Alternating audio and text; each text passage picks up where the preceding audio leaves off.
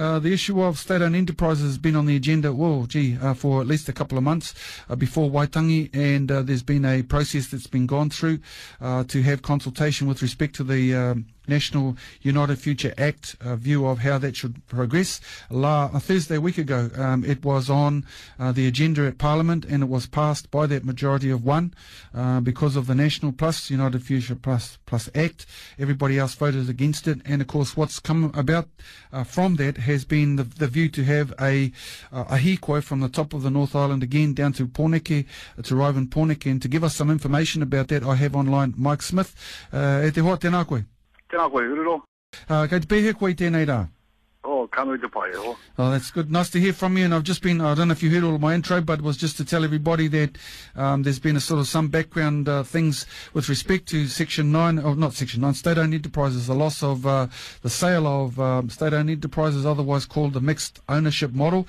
It was gone through first reading in Parliament about a week ago, but there has been the view to generate, the view has been generated to have a hikoi on that particular take and other things. So good to have your company this morning. Can you give us some background? Oh, okay, so obviously what we're seeing at the moment is, I believe, is the second phase of the government's long game, and their long game is the extinguishment of Te Tiriti o Waitangi. And the first stage of that has, of course, been the treaty extinguishment policy known as the fiscal envelope, and they've been going through the motu, throwing the 30 pieces of silver at our people. The second phase of it, I think we're starting to see kick in now, which is now that the major settlements are nearly out of the way, you're seeing the government's axe is starting to fall on a number of things in regards to the rights and protections guaranteed to us under the treaty. And one of the things that's been in front of the people, of course, is Section 9 of the State-Owned Enterprises Act and the watering down of that, and that the government wants to continue privatising this country's natural resources and state-owned enterprises to foreign ownership. And that cuts to the heart of democracy in this country, Ururoa, because democracy is meant to be of the people, by the people, and for the people. But what we're seeing at the moment is it's more like of business, for business, and by business. That's going to undermine the economic sovereignty of our nation. Because, it's often said that it's the economic horse that pulls the social cart. As a country, we need the ability to be able to generate money in order to pay for all the things that we want to provide for the citizens of this country. And if we sell all those things off to big business, where are we going to have the money to pay for education, public services, health initiatives, and all that sort of thing? And so just in recent times, we've seen pressure, as you just mentioned in your lead-in, Māori health providing funding being cut back, Wakatoi funding to the arts being cut back. They're downscaling a lot of the public services, MFAT, TPK in the education sector, creating these super ministries and sacking heaps of public servants. And then when you add on top of that, Ururoa, this resource grab that's going on in our country with fracking, oil drilling, coal and other mineral mining, we're just seeing that we're losing the economic sovereignty of our country to overseas and foreign interests, and that's just not good for us. When just so everybody knows, when you're speaking on behalf of any particular group, just so that everybody knows? The Hikoi is being supported by a wide range of people, and I must say that it's not just an exclusively Māori Hikoi this time. We've had interest expressed from Pākehā communities, Pacific Island communities. But the Hikoi is being led, in the first instance, the kaumātua of Ngāti Kuri are going to be launching the Hikoi from Te Rerenga i Wairua on the 24th of April. All the iwi organisations in the north have committed to it, and they're putting their tribal machinery behind it. So that's Ngāti Hine, Ngāpuhi, Ngāti Kahu, Ngāi Takatoa, as you mentioned, Ngāti Kuri. So we've had commitments from them. At the other end of the country, I had a meeting with Sir Ngātata Love a couple of days ago, and he said that they're putting the full resources of the Wellington 10th Trust behind it. He gave me an assurance that if we turn up with 20,000 people, that they will accommodate and feed those people. So we've got some pretty powerful tribal groups that have kicked in behind it. But I must say that it's a non-partisan event, and that it's not being led by the Mana Party, it's not being led by the Māori Party, although we've had commitments from both Pita Sharples and Hone Harawira that they would support the march, and we're grateful for that. But this is going to be a people's march, Ururoa. It's not my march. I'm just the taurekareka pōnanga that's been charged with the responsibility to do the logistics. But how we're running this thing is definitely not the Mike Smith show.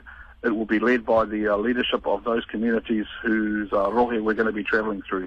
So that the mana and the mauri of the Hikoi will be passed between one iwi to the next iwi, and we'll just get in behind them, and they will lead us through their territory and provide that face of the march. So you can expect to see the spokespeople for this Hikoi will be the tribal leadership, and other community leaders in those various rohe will be the face of the Hikoi on each day that it passes through their rohe. Very good.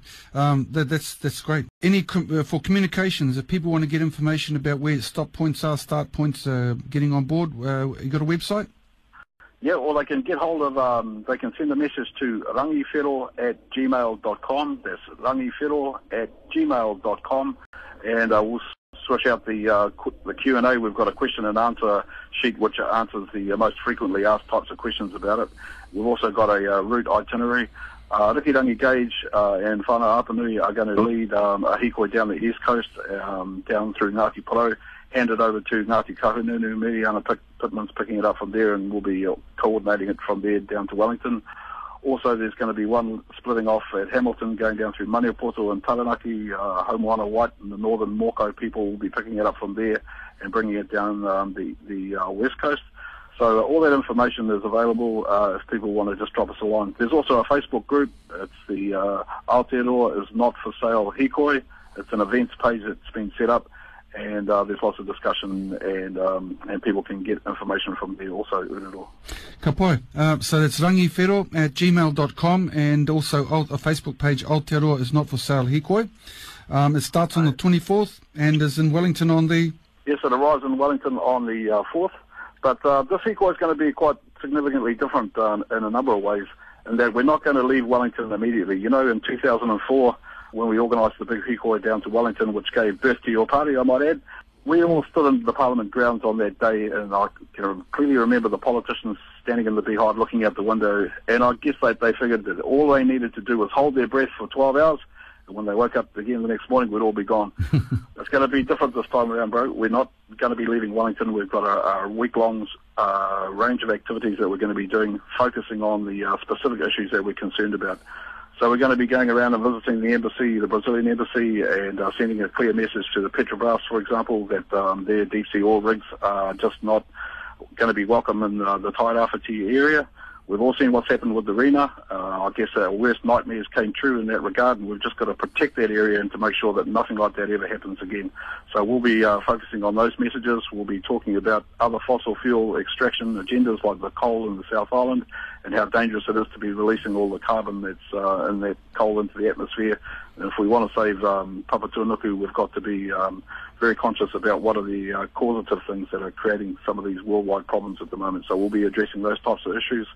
There's going to be kōrero on water, but more importantly, Ururoa, there's going to be a wānanga that we're going to be having in Wellington while we're there to look at what are the constitutional mechanisms that we need to put in place to provide some controls on the government, you know, because at the moment you guys down there have got just about unfettered power to make up whatever laws that government sees fit, and that there's no controls. And we're one of the few Western democracies that doesn't have a constitution that limits the power of government and says, well, sure, your job is to govern, but it's within these limits.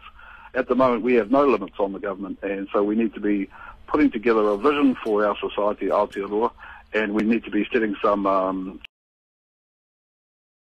just can't have governments who decide, okay, we're going to sell this country to foreign companies. It's not appropriate. So we're going to be talking about these types of things while we're in Wellington. So it's going to be a really exciting time, and I'd imagine that we're going to create a huge amount of political leverage that will bring some of these things to pass. Just talking about that, just 2 quick points. You tied up, and we'll try and get some feedback on it. The issue about the constitutional issues, we've got sort of two working parties. One is, I suppose, it's got the one that's got the mandate out of the activities at Waitangi, and on the back of the iwi Leaders Forum through Margaret Mutu, and it's got Morna Jackson and others involved with it. And that's been sort of, I think it's been travelling around and getting feedback from people, and it's had various forums, in particular at Waitangi. You've also got another one that's a joint venture between Peter and Bill English that is going to go out and do their own consultation process as well. If that's a fair overview, and if that's how it is, any view about where all of this will come together, if it is that on the end of this Hikoi they'll also have this forum? Is it a part of that other forum with Margaret Mutu on them, or is it a separate sort of thing together? Because the hope would be that all of that kōrero comes together at some point, eh? Yeah, well, exactly. And the background to that, of course, is, the back in the 1990s, and you were very much part of this, Ururoa, the Māori community was up in arms because of the treaty settlement policies that the national government of that day had put into place. And as a result of that, Jim Bolger tried to entice Sir Hepi Te Huihu to go down to Wellington for a meeting with him to try and smooth the waters. But he said, no, I'm not going down there to be bought off by you. I'm calling a series of national hui, which were held at Hirangi in the late 90s. And a number of working parties were set up. You were part of that, Ururoa, very much part of that, and did a fantastic job there. And as a result of that, of course, it became part of the confidence and supply arrangement with the national government between your party and the national government, which said constitutional issues must be considered. But of course, that's been sort of put on the back burner, and it's only just started to formulate now. However, the iwi Chairs group has set up a independent group which is going to report back to Māori as opposed to one that's going to report back to the government. And I'm part of that working party, okay. which is under the auspices of Dr. Margaret Mutu from Ngāti Ko, and Moana Jackson is the convener of it. But what I'm particularly concerned about, Ururoa, is while we're designing the kinds of constitutional protections to protect the rights of New Zealand citizens, they're being eroded out the door faster than we can put together the mechanisms. And so by the time that we've got the options and the recommendations about that, our country's going to be stripped, So that's why it was decided that we needed to get this Hikoi on the road, that we need to say to the government, we need to put a stop to what you're doing at the moment until such time as the people of New Zealand and all of us, because we're in this country together, no matter what we think, we're kind of stuck with each other.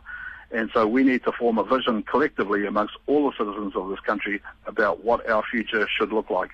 And then we've got to turn that into instruments, constitutional instruments, that are going to limit the government's legislative program to that agenda as opposed to anybody else's agenda. And we just think that this country is being pressured and pushed by an economic agenda, which is basically ideological. And when you look at it, this agenda that was the government's current agenda, or the people that are controlling it, they're the ones that are responsible for the economic collapse that we're seeing right around the world at the moment. We're seeing countries going broke all over the place and having to sell off everything that they own to these companies. And we just can't afford to let our country go down that track. Otherwise, we're going to end up like Greece, we're going to end up like Ireland, we're going to end up like a lot of these failing states around the world, because they got themselves heavily into debt, and then they had to start selling off their country's natural resources. And we just can't afford to let that happen, bro. Ka pai nei kora, we've got, there's a couple of at least there's April, May, so we've got about a month or so, maybe even longer. So we'll get you back on and keep abreast of the progress on the Hikoi organisation, and you can catch us up, and we'll have a little bit more time to spend on breaking some of those issues apart, eh? Awesome. Thanks for the call, Ururoa. Ped pai, kia ora, ngā mihi. Bye.